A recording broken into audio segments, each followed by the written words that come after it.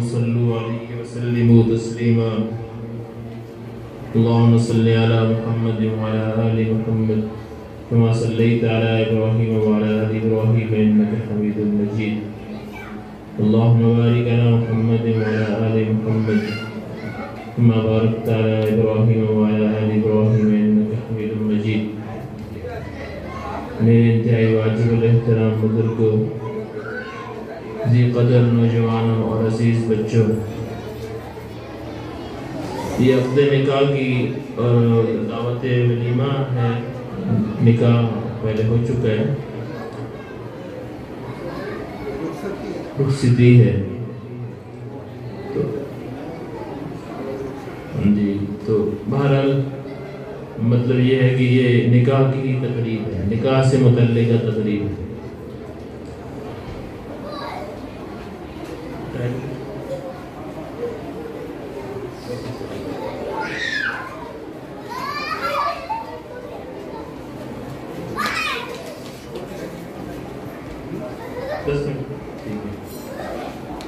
10 minute میرے پاس time ہے،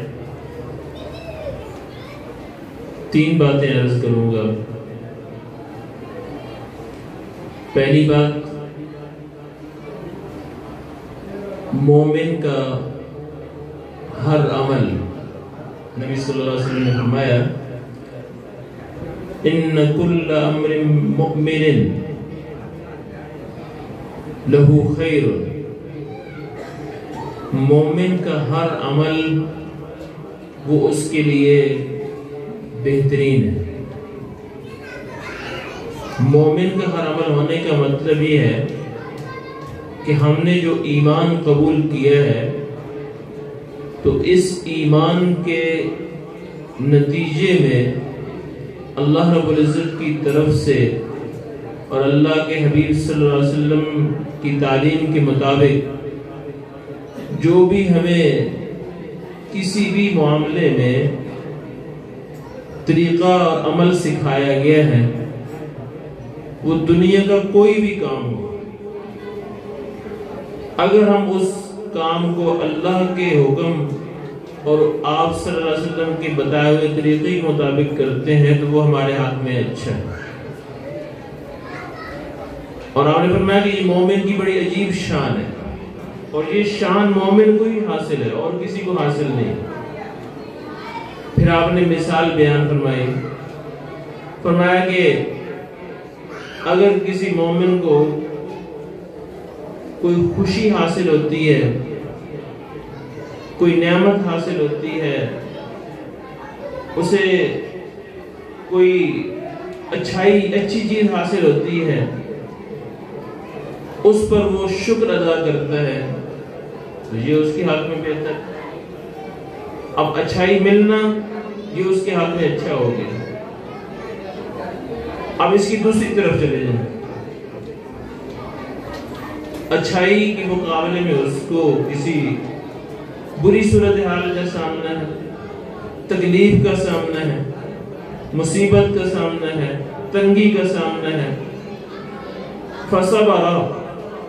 ایسی حالت میں دین نے اور ایمان نے اس کو جو طریقہ سکھایا ہے وہ صبر ہے۔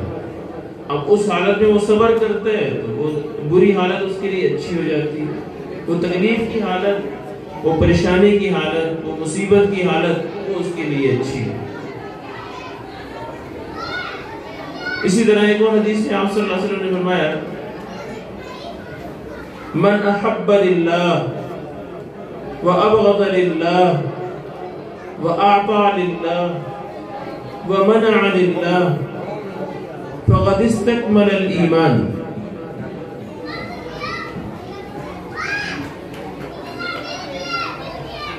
اس حدیث میں آپ صلی اللہ علیہ وسلم نے 2 کام اور ان دونوں کاموں کے 2 رخ بتائے ہیں،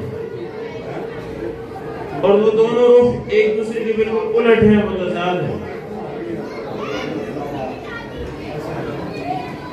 ایک محبت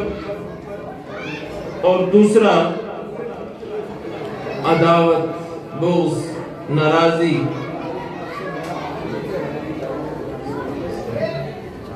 فرمایا یہ محبت یہ بھی اس کی نیکی بن جاتی ہے، اور اس کی دوسری طرف جو الٹ ہے اس کے بغض، کسی سے نفرت، وہ بھی نیکی بن جاتی ہے۔ لیکن کب؟ جب یہ سب اللہ کے لیے۔ کوئی شخص کسی اچھا کام کرنے والے کو پسند کرتا ہے کہ یہ سچا آدمی ہے، یہ دیانتدار آدمی ہے، یہ خوش اخلاق آدمی ہے، اس لیے وہ اس شخص کو پسند کرتا ہے، تو اس کو پسند کرنا یہ نیکی۔ اس کے بالمقابل ایک دوسرا شخص ہے جو بددیانت ہے، جو خائن ہے، جو جھوٹ بولتا ہے، بد اخلاق ہے، لوگوں کو ضرر پہنچاتا ہے، نقصان پہنچاتا ہے، اس وجہ سے یہ شخص ایسے شخص کو پسند نہیں کرتا، تو اس کا پسند نہ کرنا عبادت اور نیکی۔ بلکہ آپ صلی اللہ علیہ وسلم نے فرمایا کہ جس نے ایسا کیا اس نے اپنا ایمان مکمل کر دیا۔ من احب للہ، جس نے اللہ کے لیے محبت کی، وابغض للہ، اور اللہ کے لیے ناراض ہوا، واعطى للہ، مال خرچ کرتا ہے کہ یہ نیکی کا کام ہے، یہ غریب کی مدد کرنے کا کام ہے، یہ اللہ کے دین کے پھیلانے کی جگہ ہے، ایسی جگہوں پہ وہ مال خرچ کرتا ہے، تو اس کا وہ مال خرچ کرنا وہ عبادت، وہ نیکی۔ دوسری طرف وہ دیکھتا ہے کہ یہ گناہ کا کام ہے، یہاں پہ فضول خرچی ہے، یہ نافرمانی کا کام ہے، ایسے کام میں وہ پیسہ نہیں لگاتا کہ میں ایسی جگہ پہ پیسہ نہیں لگاتا، تو اس کا وہ پیسہ نہ لگانا وہ نیکی بن گیا۔ تو جو اس کا مرکزہ ہے، جو ہمارے سارے کاموں کو نیکی بنا سکتا ہے، وہ ایمان والی زندگی ہے۔ فرمایا من احب للہ وابغض للہ واعطى للہ ومنع للہ، جس نے اللہ کے لیے محبت کی، اللہ کے لیے بغض رکھا، اللہ کے لیے اس نے مال خرچ کیا، اللہ کے لیے مال خرچ کرنے سے اپنے آپ کو روک لیا، فقد استکمل الایمان، اس نے اپنا ایمان مکمل کر لیا۔ اسی حوالے سے آپ صلی اللہ علیہ وسلم نے ایک حدیث کے اندر بیان فرمایا کہ 3 لوگ ایسے ہیں، اور یاد رکھیں کہ صرف یہ 3 لوگ نہیں ہیں، جیسا کہ قرآن مجید میں اللہ تعالیٰ نے فرمایا وَكَانَ حَقًّا عَلَيْنَا نَصْرُ الْمُؤْمِنِينَ، ہمارے اوپر اللہ فرماتے ہیں ہمارے ذمے ہے ایمان والوں کی مدد کرنا، یعنی وہ جو ایمان والی زندگی گزار رہا ہے، جسے میں نے شروع میں عرض کیا کہ آپ نے فرمایا کہ مومن کا ہر کام وہ اچھا ہے، تو اس کے تحت فرمایا وَكَانَ حَقًّا عَلَيْنَا نَصْرُ الْمُؤْمِنِينَ، ہر مومن یعنی ایمان والی زندگی، ایمان والا عمل کرنے والے کی مدد کرنا اللہ فرماتے ہیں ہمارے ذمہ لازم ہے۔ تو ایک حدیث کے اندر آپ نے 3 لوگوں کا ذکر کیا، ایک المکاتب الذی یرید الادا، پرانے دور میں آپ کو پتہ ہے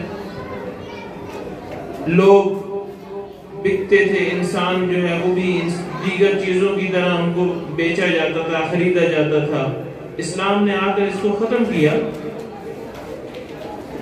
لیکن یک لخت نہیں ختم کیا، تدریجی طور پر، کیونکہ اس سے لوگوں کی معیشت وابستہ تھی، اگر یکدم ختم کر دیا جاتا تو بہت سارے لوگ کنگال ہو جاتے۔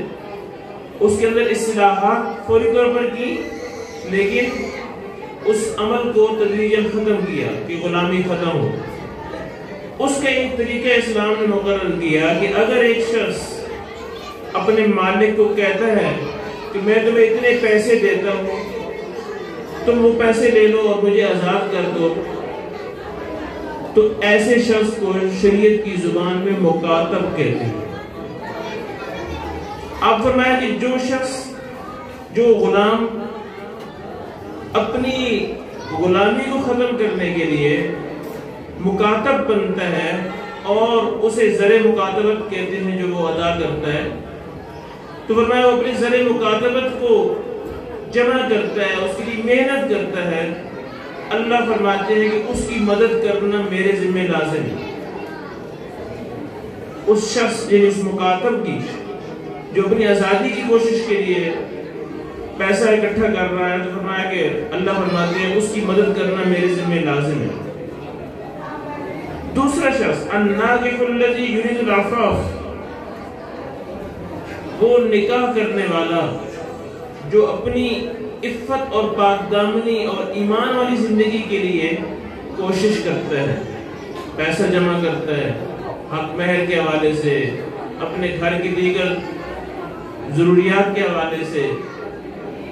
فرمایا اللہ فرماتے ہیں کہ ایسے شخص کی مدد کرنا میرے ذمہ لازم ہے۔ اللہ ایسے شخص کو کامیاب بنانے کے لیے اپنی مدد شامل حال کر لیتے ہیں۔ تیسرا شخص والمجاہد فی سبیل اللہ، آپ نے فرمایا کہ اللہ کی راہ میں جہاد کرنے والا، اس کی مدد کرنا بھی میرے ذمہ لازم ہے۔ اب یہاں دیکھیں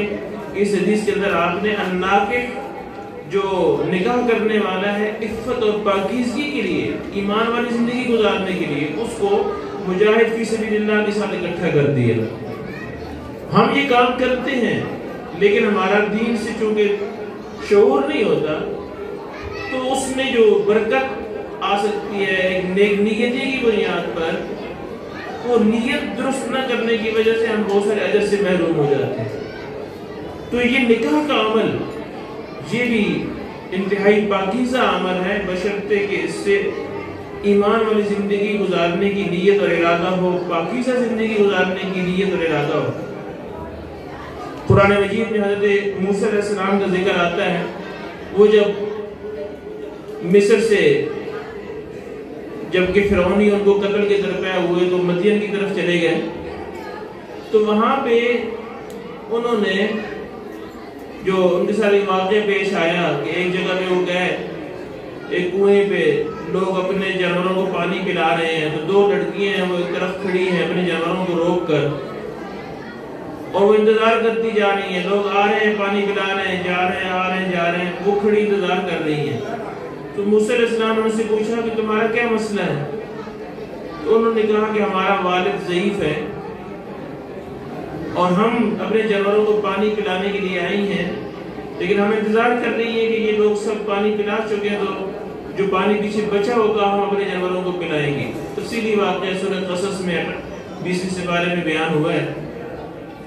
موسیٰ علیہ السلام نے ان کے لیے پانی کھینچا اور ان کے جانوروں کو پانی پلایا، وہ گھر چلی گئی، والد کو بتایا۔ یہ سارا دراصل اللہ کا ایک غیبی نظام پیچھے چل رہا تھا، سامنے یہ بات چل رہی تھی۔ تو ان کے والد جو تھے وہ بھی پیغمبر تھے، حضرت شعیب علیہ السلام۔ اللہ تعالیٰ موسیٰ علیہ السلام کو ان کی تربیت میں پہنچانا چاہتے تھے۔ حضرت شعیب علیہ السلام نے بیٹیوں سے پوچھا کہ آج تو بڑی جلدی تم پانی پلا کے آ گئی جانوروں کو، تو انہوں نے بتایا کہ اس طرح وہاں ایک شخص تھا جس نے ہمارے جانوروں کو پانی پلایا۔ تو شعیب علیہ السلام نے اپنی ایک بیٹی کو بھیجا کہ جاؤ اس کو بلا کے لاؤ۔ قرآن مجید اس بچی کا، اس لڑکی کا آنا بیان کرتا ہے۔ فَجَاءَتْ إِحْدَاهُمَا تَمْشِي عَلَى اسْتِحْيَاءٍ، ان دو لڑکیوں میں سے ایک اس کی طرف بڑے حیادار طریقے سے چل کر آ رہی تھی، پورے شرم و حیا کے ساتھ چل کر آ رہی تھی۔ تو اس لڑکی کا شرم و حیا سے چل کر آنا اللہ کے نزدیک اتنا پسندیدہ ہوا کہ اللہ نے قرآن مجید میں اس کو ہمیشہ کے لیے محفوظ کر دیا۔ بہرحال وہاں پہ حضرت شعیب علیہ السلام نے